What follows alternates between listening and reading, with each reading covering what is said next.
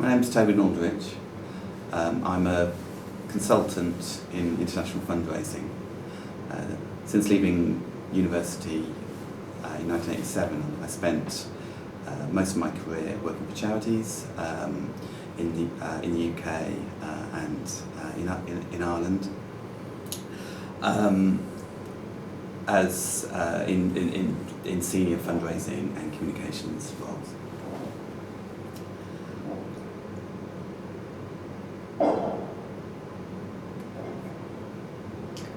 So, in okay, sorry. Just start That again. No, that should be all right. I went up to Cambridge in 1984. I just turned 18. I'd gone to school in Crawley, a comprehensive, an ordinary comprehensive school with very, very ordinary people.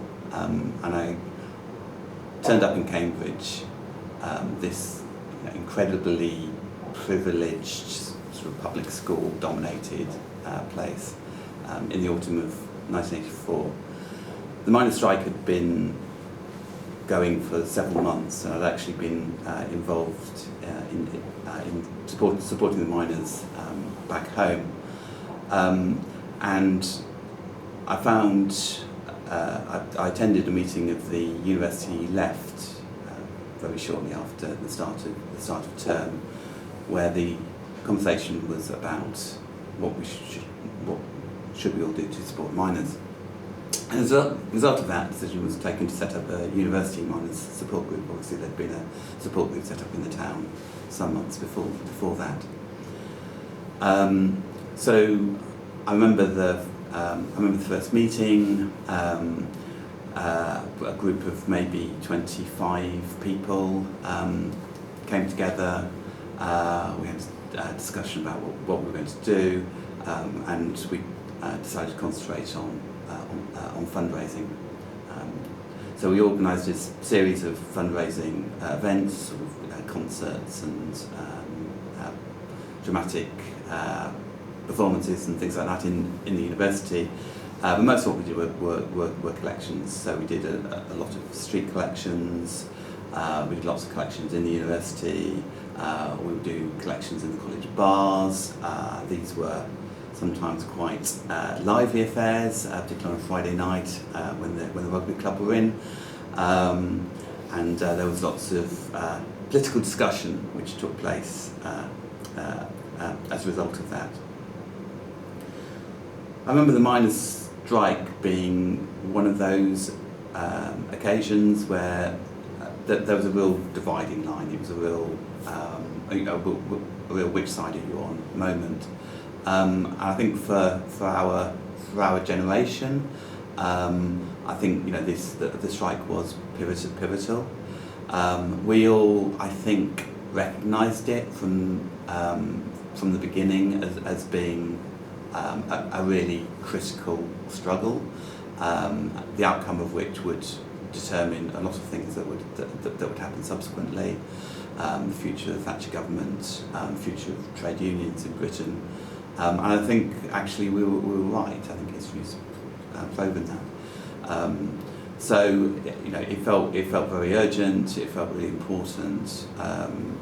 Certainly a lot of us spent a lot of time doing what we could to support the miners. I'm not sure how effective a lot of the things we did were, but certainly we felt it was an issue that needed to be supported. Some other things I remember. I remember the time when we, the miners support group, campaigned to get the Students' Union, Cambridge University Students' Union, to pass a resolution supporting the strike, and also to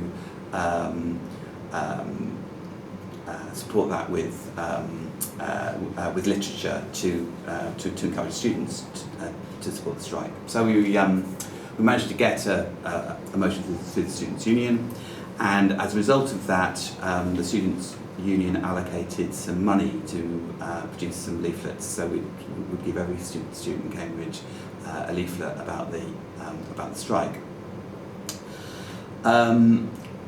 It ended up that myself and another member of the miners' support group, we ended up writing the leaflet.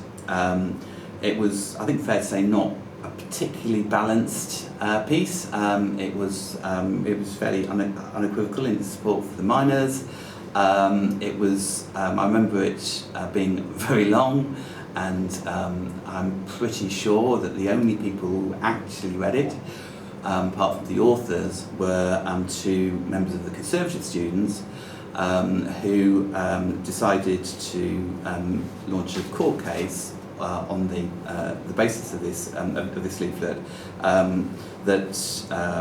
asking to get the Students' Union penalised because producing such a sort of blatant piece of political propaganda, as they described it, was against their constitution. It was ultra vires, and that did go to the High Court, and the Student Union did lose it, and they were fined actually quite a large amount of money as a result of it, and suffered a number of other sanctions.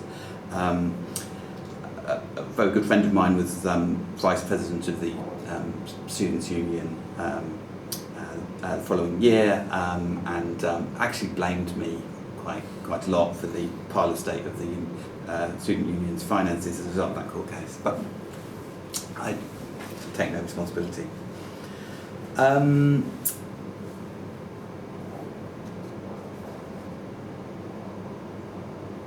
Other things I remember. I remember when the miners came. So I remember two Welsh miners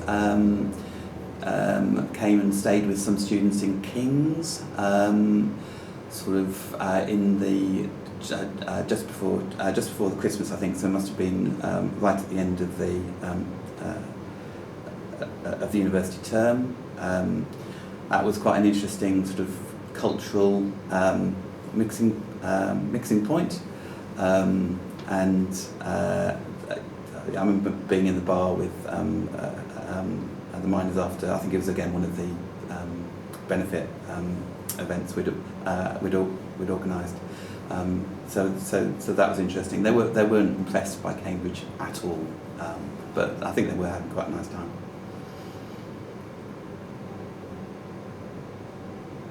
So what do I think about the strike now?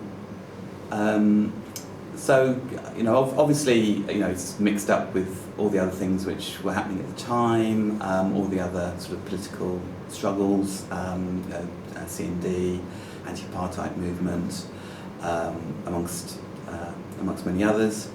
I did feel that it felt like a really important moment. It felt like this was something that we all needed to really campaign on and engage in, and I still think that now.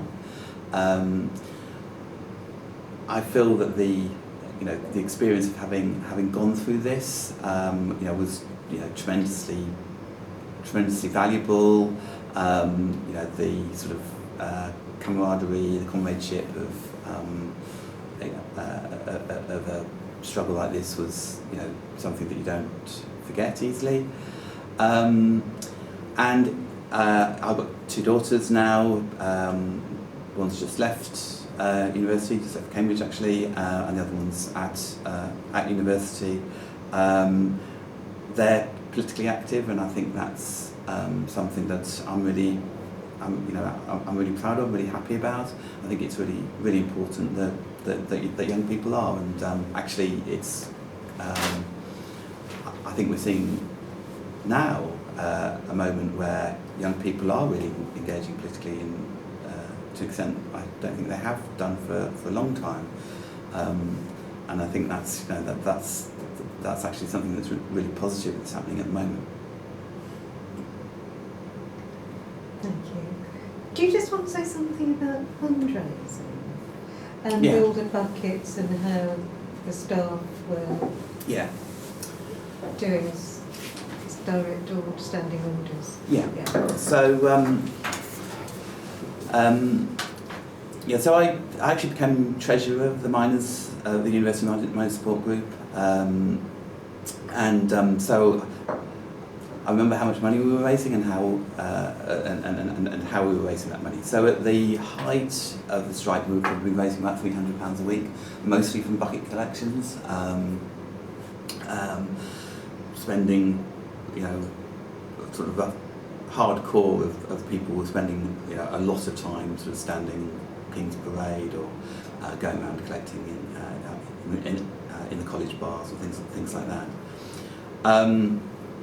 But I do remember being told, I think at a meeting in the support group, that when we were very proud about how much money we were raising, that actually much more money was being raised from the college staff, and I remember being told that about £3,000 a week was actually coming in from the college staff, because some of the academics had set up a payroll deduction scheme sometime shortly after the strike started.